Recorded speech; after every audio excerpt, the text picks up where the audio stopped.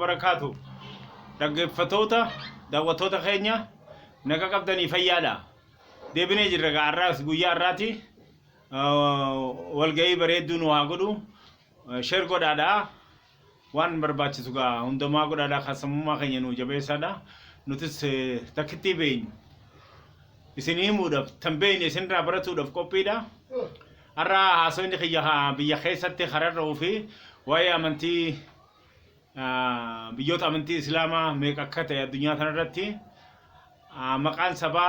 maqaan kasabaati afaan kasabaati eega jenne saba meeqatu addunyaa kanarra jira afaan meeqa jira kaji'u sun ilaalla amma dursoo karaa biyya keessatti ni ilaala dhiyeenya kana gaa biyya Ameerikaa keessatti gurraachata poolisiin gurraacha morma isarra jettee odoon ukkaamsite du'uufan deema jiru naasuu malee ajjeesan jechuudha saba kanarraa Ameerikaa keessa hiriirri adda addaa ni ka'e gabroonfattoota gurraacha irratti warra dabadalgaa turan hawultoota isaanii hedduu diiguudhaan biyya Ameerikaa qofaatti Awurooppaatti illee dabranii hawultoota gabroonfattoota bifa adda addaa kana agurii addunyaa kana keessa miidhaa godhan diiguudhaan ammallee itti fufee jira jechuudha karaa keenya biyya keenya yoo dhufnes gaa hawultoonni akkasii hedduminaan jiranii warreen uummata Oromoo lafarraa fixanii dhiiga uummata Oromoo bilaashii jeesanii lubbuu Oromoo jeesan akka miliili kifaan hedduu jira jechuudha oguu kana jennu dhiyoo kana Suleeman Daddafoo Baajiddu Galeessaa Dubaayii fi akkabaabii san ambaasaadaree ture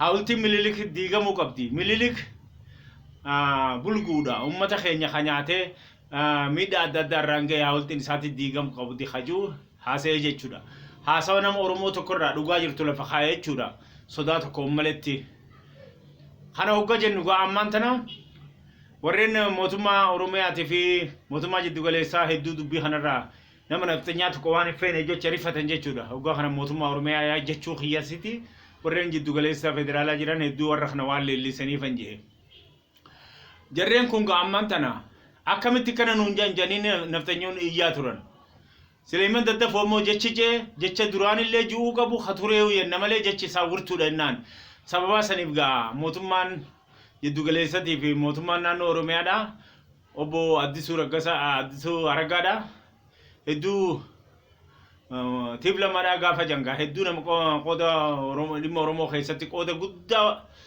eegalammaan uummanni keenya gooftaa keenya uummanni keenya isaatu nu ajaja abbaa fedhee fi ajajamni jee wayyaanee ifa beeksise Oromiyaa seenanii namoota fixuudhaan os beekamtii maleedha beekamtiin nama itti fixanuu waan hin jirreef humbadiidha jee eega inni dubbate sanirraa jammaree san durarraa qabee Addisuu Aragaa nama beekamaa qabsoo Oromoo tana keessatti qooda guddaa qabu gaafa duraa qabsoo uummanni Oromoo godhu haqeerii Oromootii fi hayyoonni Oromootis qabsoo tana sammuu walitti qabee bakka jabduudhaan ga'uudhaaf daandiirra wayita jirutti hedduu oofan ammas hin jiran jechuu miti daandiin kun ammoo of duuba deemuun qabu jechuu kiyyaa amma gaa hawultiin kun faca'uu qaba gochuu Addisuu Aragaa dhiyoota haleema guyyaa ibsa hogga baasu dhiifamaa nuti immoo jechi Suleeman Daddafoo jechuun akka dhaabatti akka mootummaa Oromootti dhiifama jee gaafate jechuudha maaliif dhiifama jarjara maa gaafataati maa jarjaraa qofaa'uti maa gaafata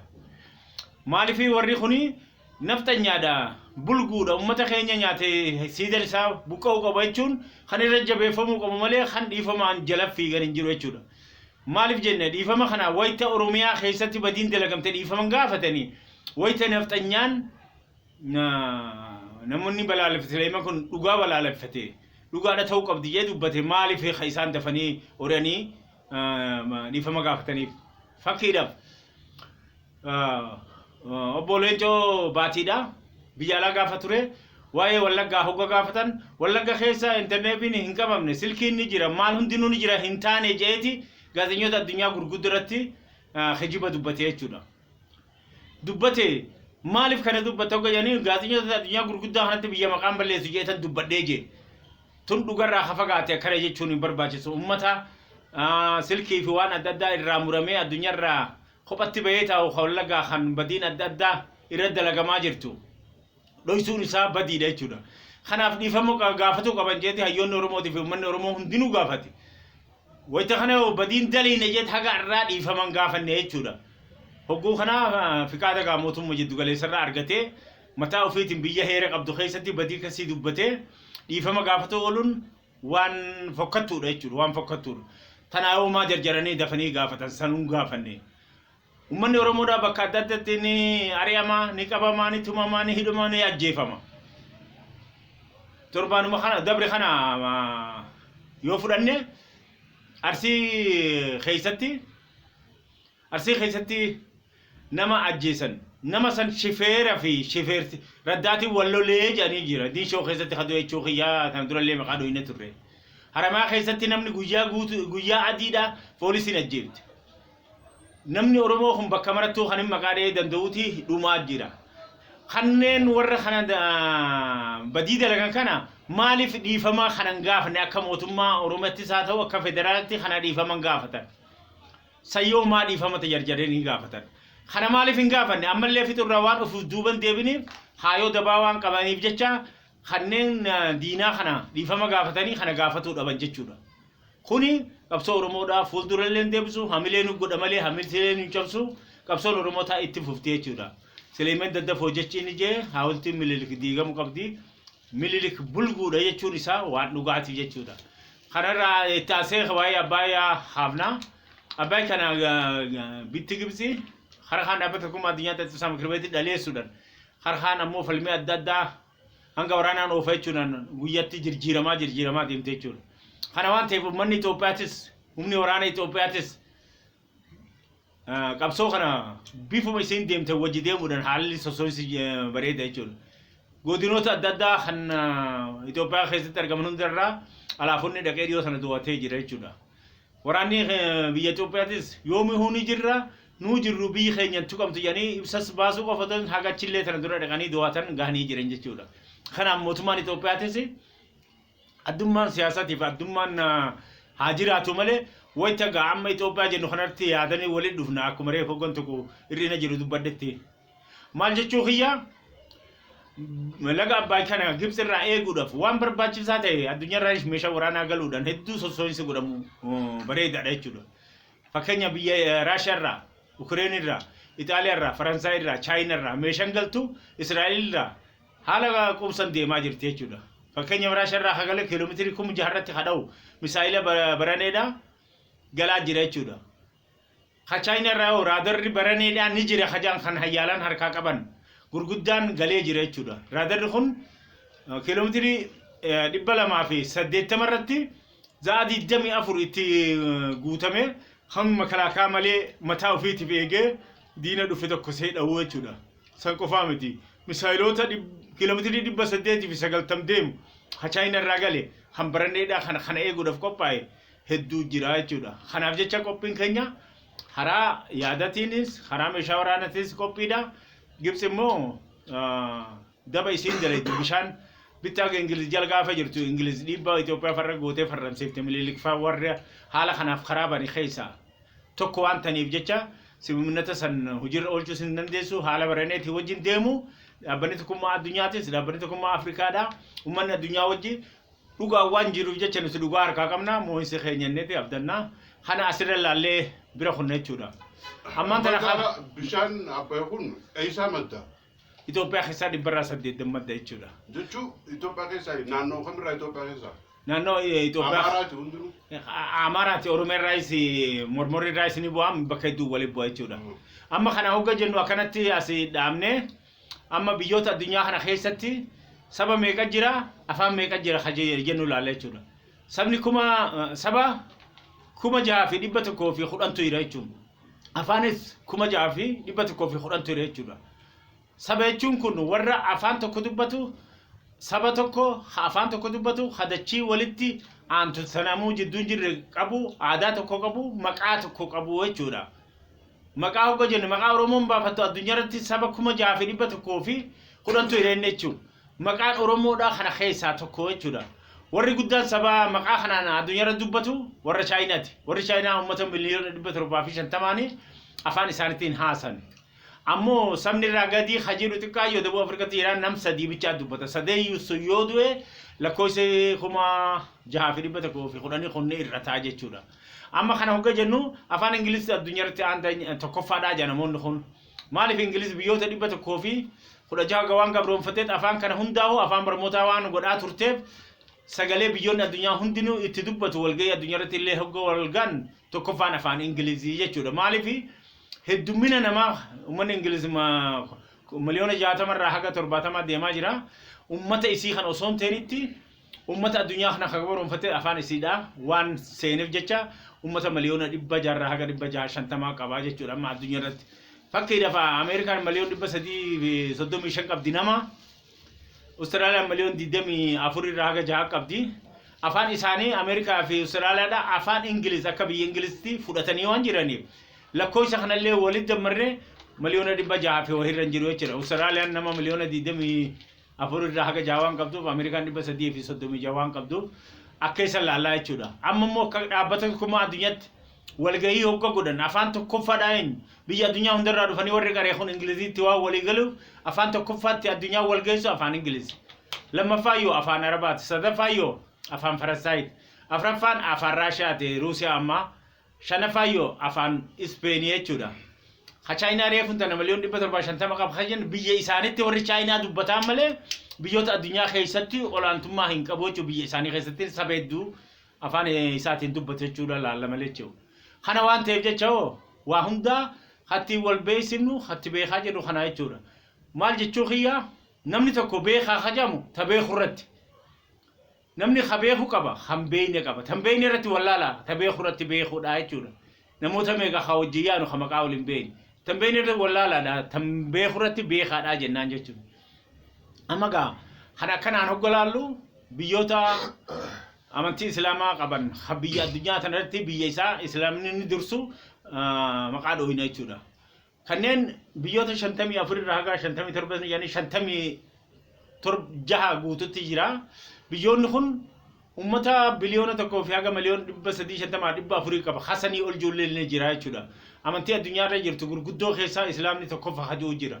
Maaliif baroota kuma fi akkasillee dhumtu baroota kuma meeqa ta'an kiristaanaa ta dureertu ummanni islaamaa hedduminaan bira dabraa jira.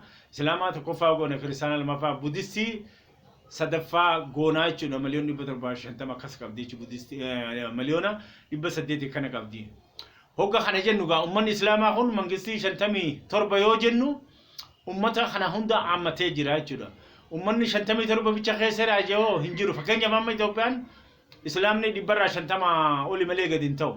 Ammoo dureen kiristaanonni waan hoggaa hedduu dursaniif jecha gaa warra gabroonfataatii fi warreen amma siyaasatti ol baan kan federaalaa keenya kana malillee duraan kiristaanas bulchuu ture jechuudha. Kanaaf jecha amma fakkeenyaaf Itoophiyaan keessatti hin jirtu musliimaa jira malee bulchaan islaamaa waan hin ta'iniif. Kanneen biraa kan islaamonni bulche kareef 57 inni kun. Amma kana hogga jennu ummanni addunyaa tanarra jiru. Ummanni addunyaa tanarra jiru kan musliimaa kun biyya meeqa keessa yoo jenne biyya 140 keessa namni muslima jan ni jira jamee laalam. Biyya 100 keessa moo qaceelee jira jechuudha. Biyyi moo muslimni bulchu 57 jechuudha. Waan kana ta'eef jecha amantiin islaamaa amantiin hundinuu warra harkaa qabuuf jaalala kabajaadha jechuudha. Teenya immoo daran nu kabaja jechuudha. Maaliif qulqulloomina keessa eeggadha waan jettuuf nagaa keessa eeggadha jechuudha. Waan tokko namaa tokko yoo balleessitan haramaa akka shari'aatti harama jechuun maal jechuudha badiidha. Badiirraa nu eeguudhaaf jecha dallaa takkaa'uu girdoo badiirraa nu eegdu jechuudha amantiin islaamaa. Akkuma reefu jennette amantii kanarraa 80 ta'u warra sunniiti jechuudha. Warri sunnii kun dabuub miraaba eessiyaa fi misraaq eessiyaatti illee karaa sameenitiin ni jiran jechuudha. Warri kun ammoo 80 warri shaahuyyoo 20 jechuudha. Iraan keessa ummata miliyoona 80 jira. Iraan keessa illee 65 warra shaati. Suuriyaa keessa 12 sun shaadha. Libaanos keessa illee 48 fi kana shaadha. Kanneen biraa addunyaan biraa muslimoota jechuu kiyya dabree bahariin keessa 80 shaadha. Haala kanatti ilaalla jechuudha. Warreen muslimoota kana hedduu qaban sadarkaa addunyaatti Indoneeziyaan miliyoona 200 fi 25 qabaatun nama isirraa harka 25 gaa kiristaana inni dhiyootan illeedha. Miliyoona 200 fi 25 qabaatun Indoneeziyaan tokkoffaa. Lammaffaa Paakistaan uummata miliyoona 200 fi miliyoona 20 irraa miliyoonni 200 islaama jechuudha. Islaama illee uummata sunnii jenne dhiyootan illeedha. Bangladesh مليون دبته كوفي شنتما قبدي أمة إسلامتي جنان خنا هوجو جنو نيجيريا يو أمة مليونة دبته كوا كبابي خاكو مسلمو في كيسا قبدو أمة نسيدا مليون دبلا ما كبابي وانتهب خريسانا خونجة جوغية خنا قفامتي تركي فكين جفما مليونة سديتمي جها كنا قبدي إسلام يجودا صدركتي مو جبسي تكفارا جبسي تي تركي درا يجوغية مليونة سقلتمي جها كنا من جبسي وان قبدوف تركي سديتمي أفر وان قبدوف أما اللي تأسيق بيون براتس خان إيران فام مليونة سديتمي سدي كنا إيران شاوا نفكيس قبدوف أكنا جرا إندونيسيا أكاس جنة ماليزيا أفغانستان فان أفغانستان ماليزيا مليون شنتما كنا كماني سعودي عربيان متى بيجي ko fatan bakata rake goje miliyon afurtami akas qabdi biyon adunya khunarati warren muslimota khun bifakana la lechuda amanti islama wa amanti khabajamtu jalatamtu innane mata khenya tenya nuti warra muslima warra sunni no godu da rabbi galanni hagaw khanati la lechuda namni khun hundinu namni mata isa namni namani namajan namni nama amaletti khatti gurgurtu nama khatti raabettu nama jechuudha nama amaleeyo wanni taahan jiru jechuudha waan kana ta'eef jecha ummanni islaamatis ummanni amantii adda addaa qabus amantii isaanii beeynee fi nuti teenyammoo kabajaa teenya waan ta'eef teenya jabeeffataa jirra fuuldurallee ni jabaanna amantiin islaamaa jechuun jaalala jechuudha amantii islaamaa jechuun kabaja jechuudha amantii islaamaa jechuun fayyaa jechuudha maaliifi heerri islaamatummaan isituu fayyaa namaa jaalala namaa waan eeguuf jechuu hiyya waan kana ta'eef jecha amantii keenya qabannee barmoota keenyaaf daran jabaatuu qabna namni yoon baranne diini filleedhaaf falmatu ni rakkisa jechuudha hundinuu beekuu qabna amma biyyoonni reefuu dubbanne kun teknooloojiidhaan biyyoonni amma 57 kun biyyoota seensaa kan Awurooppaatii fi Ameerikaa, Chaayinaa, Ruusiyaa meeshaa waraanaa takka nagaa barbaaduuf meeshaa waraanaatiif isaan raabitan hundaa waraanaa qophaa'e jechuu hiyyaa miti. Meeshaa nagaatis yoo harka warra biraa eeguu qabna ufiif teknooloojiidhaan qophoonee eeguu qabna. Iraan shaallee taatu amma biyya teknooloojiidhaan jabduu addunyaa keessaa islaama keessaa tokko jechuudha. Malee jalleen biyya jabduudha. Uummanni musliimaa kan biraatis daran jabaatu qaba. Amantii teenya nuti kan amantii keenya itti guddifnu hatti jabaannu yoo baranne bichaadha. Nama godhee barmoota wama hundaafuu biyyoota biraa jalatti mataa qabannee jiraachuu irraa bitatuu qofaa miti. Irrallee bituun ni jira, nurraa isaan bituun ni jira. Naggata heera qabatee musliimoonni fakkeenyaaf baha jiddu galeessaa kana yoo fudhanne hedduu gaasa oomishan. Keessattuu khaliijoonni arabaa jahan. Kana oomishan kana dhibbatti harka 20 yoo gurguran dhibbatti dhibba Ameerikaa fi Awuroopaatti gurguratan. Biliyoona 100 amatatti meeshaa waraanaa fa'aa bitan. Ammoo kan gurguratan yoo heeran eeggatu dhibbatti 20 kana. Kana dhibbatti dhibba ta'ullee baatu dhibbatti 60 yoo gurgurre dhibbatti dhibballee yoo irraa binne qabsoo keenya qabu qabnaa jechuudha. Islaama jechuun jaynummaadha jechuudha. Islaama jechuun yoo arjummaadha jechuudha. Islaama jechuun yoo beekumsa jechuudha. Islaama jechuun yoo hundaaf ta'a ummata cimaa jechuudha. Ummata cimaa kanaaf yoo saayinsii fi teknooloojiin jabaatuma qabnaa jechuudha. Waan kana ta'eef jecha hoggu hundaahu yoomihuu nuti jabaatu qabnaa jechuudha. Waan bagaa warra sunnillee rabbiin nu godhee warra musliimaa taane kanaaf jecha jabaannee yoomihuu qabsaa'uu qabnaa jechuudha. Amma biyya Itoophiyaa keessa fudhannee namni dhibbarraa 50 islaam 50 kiristaana haa jennu. Kiristaana Oromoo jira, waaqeffataan Oromoo jira, amantoonni adda addaa keessa jiran. Akka biyya Itoophiyaa duratti tan maqaa dhahuun feene sanitti akka Itoophiyaa amma ta'in jaaruudhaaf yaada guddaa uummanni qabu tanatti amantii walii kabanyee kabajaadhaan wajji jiraannee kan Oromoo waaqeffataa qaba, Islaama qaba, Kiristaana qaba. Kanneen saba biraatis amantii adda addaa qabu biyya wajji qabna. Amantii adda addaa qabna. Amantii keenya jabeeffannee jaalalaan tokkummaadhaan wajji jiraanna akka sabattis nuti maaliif sabaan gurmaa akka Itoophiyaa gama qaree waa'ee sabaa kana maqaa wanni sabaan gurmaa'uun nuuf gaarii fi maali sabaan qabsaa'uun nu gorin sabaan nu miidhan sabaan bilisummaa baan ammas sabaan yoo miidhan teenya sabaan dhufte sabaan baan miidhan teenya yoo amantiin dhufte amantiidhaan duula waraanaa banuu osoo hin ta'in amantii sanii tokko taane naamusa amantii biyya keenyaa eeggannee amantoota biraatti kabanyee namas kabanyee jiraachuu qabna. Miseensi amantii keenyaa guddisuu yoo barbaanne gurguddoota isaanii ka dubbii dabsan osoo hin ta'in kanneen ilaalcha isaaniitiin walitti dhaluun ofitti qabaadha. Muka guddaa muruu dura jannu xixiqqaa jalaa ciruu jiraa janna. Kanneen ofitti qabnee amantii keenyas yoo babal'isuu ni qabna. Fuuldurallee ni jabaanna. Haalli addunyaa jiru kun haalota amma jiru kanatti waan ta'eef jecha hundaa'u jala buunee faana deemnee akka wal quba qabaannu yoomihuu ni tumsinaa jechuudha. Haala kana hogga jennu gaa ammaan tana addunyaan tuni karaa guddina deemaa jirti. Saayinsii fi teknoolojii hogga jenne jaalatuu qabna, fudhatuu qabna jechuudha.